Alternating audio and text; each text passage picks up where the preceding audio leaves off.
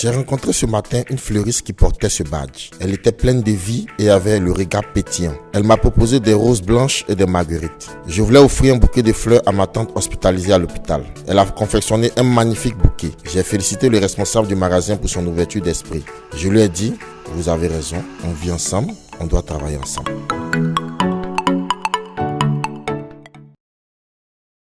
Complémentaires aux compétences techniques hard skills, les soft skills, aussi appelées compétences comportementales, sont de plus en plus valorisées par les recruteurs. La majorité des entreprises affirment même accorder autant d'importance aux soft skills qu'aux hard skills. Et c'est bien souvent lors de l'entretien d'embauche que tout se joue pour le candidat. Comme on le dit fréquemment, les hard skills permettent de décrocher un entretien d'embauche, les soft skills permettent de le réussir. Bonjour, ici Marie-Désirée Yao, assistante recrutement et communication chez La Libellule. Bienvenue à notre séance de formation hebdomadaire. Lors de l'entretien, ce sont les compétences comportementales plus connues sous le nom de soft skills et complémentaires aux compétences techniques qui font la différence entre les candidats. Voici à présent nos conseils pour mettre en avant vos soft skills lors de cette étape cruciale du processus de recrutement. Il faut avant tout identifier ces soft skills. Les hard skills vont de pair avec les soft skills et les entreprises affirment accorder autant d'importance aux deux types de compétences.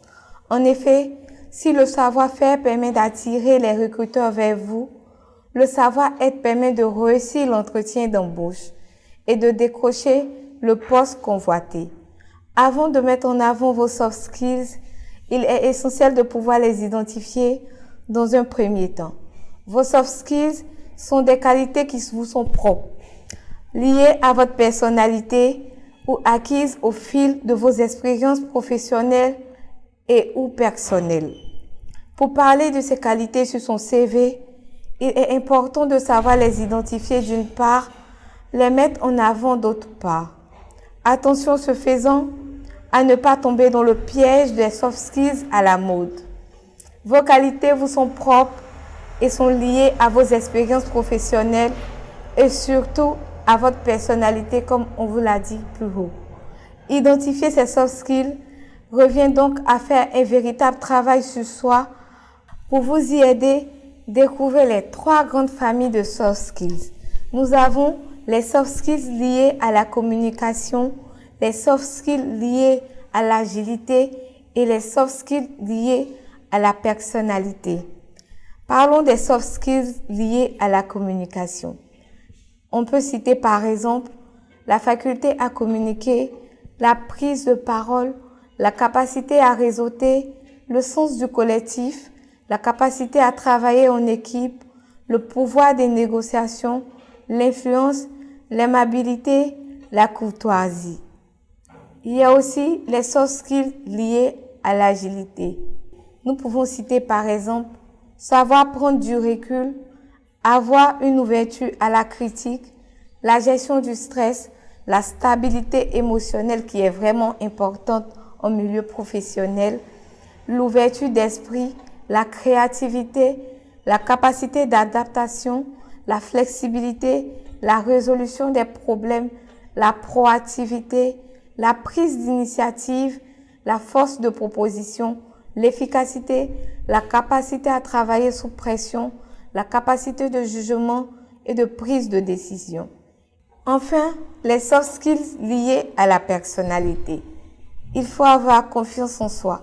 Donc, nous avons la confiance en soi, la persévérance, la résilience, ne jamais abandonner face à une difficulté et toujours rebondir, toujours aller de l'avant. La motivation, savoir se motiver, c'est très important dans le milieu professionnel et c'est très important de façon personnelle. L'extraversion, l'organisation, la gestion du temps, le caractère consciencieux, l'assertivité, la convergence, l'empathie, la fiabilité et la loyauté. Énumérez donc vos soft skills et essayez de les contextualiser par rapport aux attributions des postes que vous avez déjà occupés. Vous devriez ensuite mettre en avant vos soft skills face à un recruteur.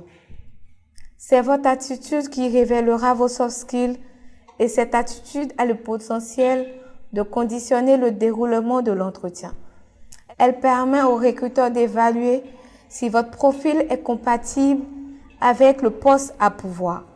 Votre comportement est donc analysé en profondeur pour déceler les différents soft skills que vous allez mettre en lumière au cours de votre entretien d'embauche. À ce niveau, à titre d'exemple, les recruteurs vont observer votre interactivité et mesurer votre intérêt pour le poste. À ce niveau, sachez que le fait de poser des questions sur le poste ou sur l'entreprise quand l'occasion se présente et vous est donnée est très bien vu par les recruteurs qui apprécient votre curiosité. Préparez donc des questions pertinentes à leur poser en entretien. Aussi, accordez une attention particulière à votre langage corporel, car une position en retrait, par exemple, va convoyer un message de désintérêt, de fermeture à l'échange. Par ailleurs, les recruteurs utilisent l'échange pour identifier vos soft skills. Pour y parvenir, ils vont vous poser toutes sortes de questions relatives à votre parcours, à votre personnalité et à vos hobbies. En majorité, les recruteurs disent se baser essentiellement sur les soft skills des candidats pour décider d'un recrutement. Parmi ces compétences les plus recherchées par les recruteurs, on retrouve entre autres la résolution de problèmes complexes, le sens de la négociation, l'esprit d'équipe, la créativité, la flexibilité, l'esprit critique, l'intelligence émotionnelle, le sens du service. Notez bien, en amont de l'entretien, identifiez les 3 ou 4 soft skills qui vous correspondent le mieux et que vous pouvez rattacher à une ou plusieurs de vos expériences professionnelles, si vous en avez. Sinon, liez-les aux attributions du poste à pourvoir ou à vos expériences personnelles. Pour ce faire, remémorez-vous vos différents postes et les missions ou expériences professionnelles dans lesquelles ces qualités se sont exprimées. Par exemple, un comptable qui saura mettre en avant sa capacité à être proactif en expliquant qu'il est capable, lorsqu'il décèle un problème, de l'analyser et d'y apporter une solution, aura plus de chances de retenir l'attention du recruteur qu'un autre.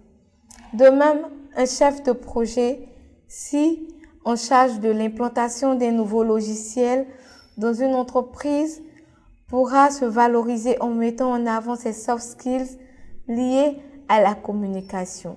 Pour cela, il pourra expliquer qu'il doit au quotidien communiquer avec les différents services de l'entreprise, faire preuve d'esprit analytique et surtout d'un pouvoir de négociation pour mener à bien son projet. N'hésitez pas également à vous étendre sur vos passions et à illustrer avec des exemples concrets de votre vécu et de vos expériences. Enfin, montrez à votre recruteur que vos qualités conviennent parfaitement à cette fonction et que vous êtes ouvert à l'acquisition d'autres compétences nécessaires pour le poste. Mais n'oubliez pas, le plus important est de rester concret et cohérent lors de l'entretien. Ainsi prend fin notre formation de ce jour. J'espère que vous avez aimé la vidéo. Merci de nous laisser en commentaire vos différents avis et vos questions. C'était Marie-Désirée Yao, assistante recrutement et communication chez La Libellule. Bonne chance dans votre insertion professionnelle. On vit ensemble, on doit travailler ensemble.